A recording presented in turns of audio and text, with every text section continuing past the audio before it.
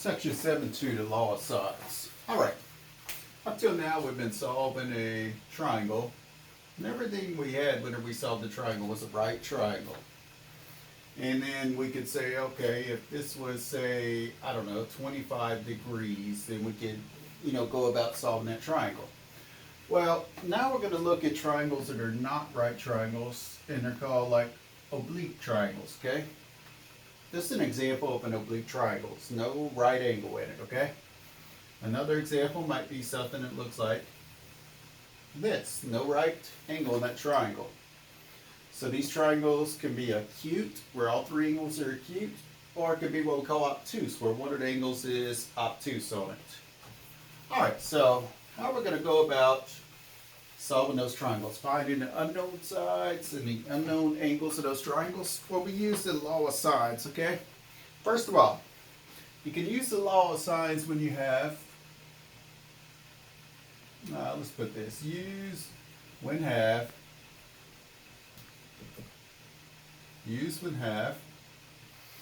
angle, side, angle, angle, and side, angle. All right, so whenever you have this information given to you, then you can use that. Well, what are we talking about here? First of all, let's look at angle, side, angle. What are we talking about? Let's say that we have a triangle, whether it doesn't matter if it's acute or obtuse, okay? If we have angle, side, angle, that's like we know what this angle is, we know the measure of this angle, and we know the measure of this side. In fact, that's why they call it ASA, because the S part, the side, is crushed between the two known angles. How about side, angle, angle? What does that look like? That'll be a triangle where maybe like, okay, the length of this side's given to you, and maybe two angles like this angle and this angle. It doesn't really matter which two angles, because you could always find a third angle in a triangle by what? Taking 180 and subtracting the two known angle measures. How about side angle? What is this? A side angle would be like the case, say you have this side given to you, this side given to you, but you have an angle, either this one or this one, that's opposite of one of the sides, okay? All right, so let's see. We're going to work, first of all, with an easier case, and we're going to look at a more complicated case here, okay? Well, let's look at what the law of sines is, basically, what it states, okay? It states this, basically. Let's suppose you have some kind of triangle like this, okay? And what we normally do is we call like A, B, and C the capital letters, the angle measure. And the side opposite of A, we call lowercase a. Side opposite of B, we call lowercase b. Side opposite of C, we call lowercase c, okay? And it doesn't really matter where you put A, B, and C on this triangle. Just make sure that the lowercase letter is across from the uppercase letter. All right, so here's what the law of sines says. It basically says this. The sine of angle A over side A is equal to the sine of angle B over side B, which is equal to the sine of angle C over side C, okay? And what we normally do is we normally look just like at this part, or we look at this part, or we look at that part, okay? Whichever's more convenient for us. And it looks more complicated than it is, in fact. All right, so let's go to our first example here. Our first example.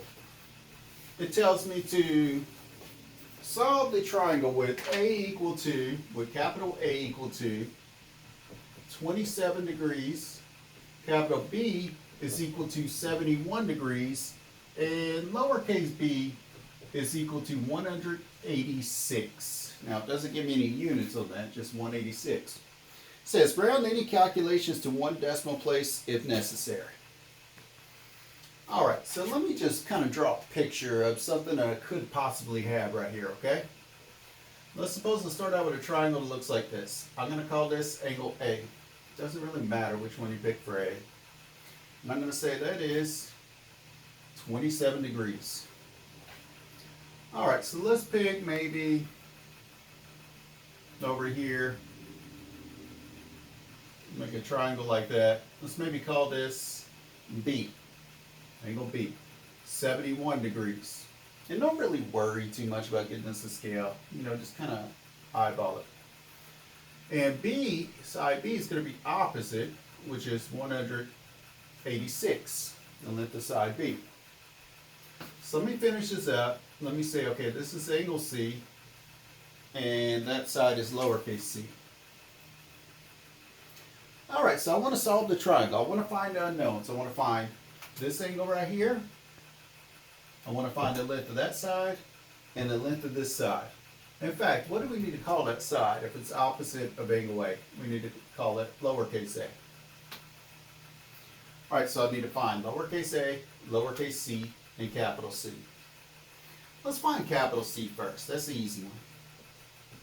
Finding capital C. Maybe I'll put a mark like that so you can tell it's capital since I don't have lines here. All right, how can I find angle C if I know the other two angles? I could say capital C is equal to 180 total degrees in a triangle minus 27 degrees minus 71 degrees. And if you do that subtraction, that'll give you capital C on it. Let's see, what is that? That's what, 109, I'm getting lazy here, I don't feel like doing it. What I ended up getting was 82 degrees. 82 degrees. All right, so I found this part.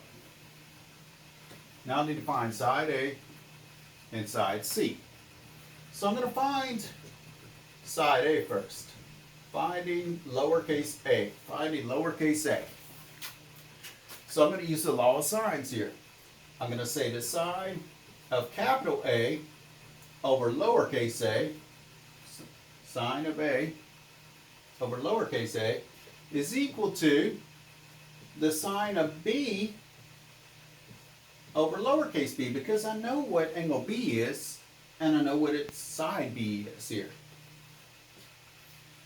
So I have the sine of A, which I'm going to fill in as 27 degrees, over lowercase a, which is unknown, so I'll keep that lowercase a, is equal to the sine of B. What is angle B? 71 degrees over side B, which is what?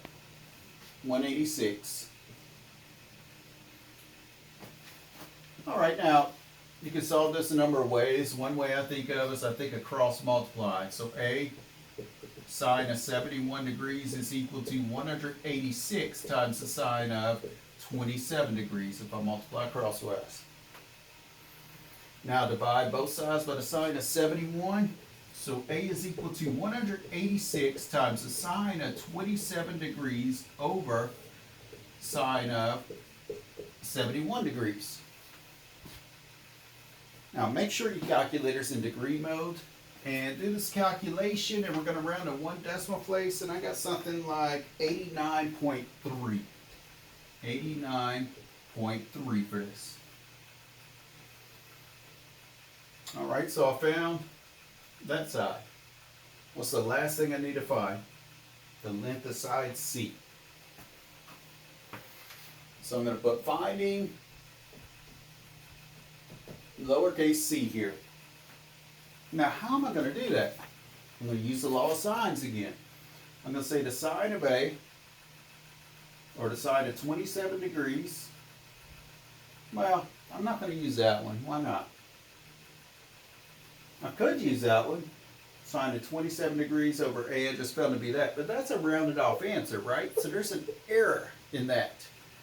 So I want to use the one that's given to me right here, sine of 71 degrees over 186, so I have less of an error. So I'm going to say the sine of B, which is sine of 71 degrees over the opposite side, 186, is equal to the sine of C. What did we find for C? 82 degrees over side C.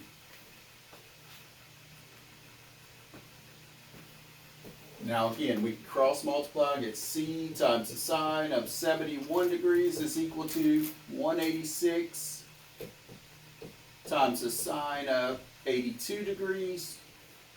And if we divide both sides by the sine of 71 degrees, we get 186 times the sine of 82 degrees over sine of 71 degrees.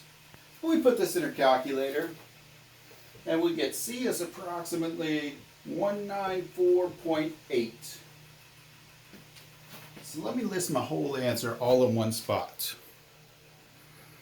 So I got c was 82 degrees.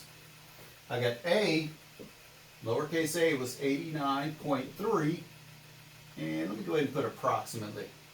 And lowercase c is approximately what? 194.8.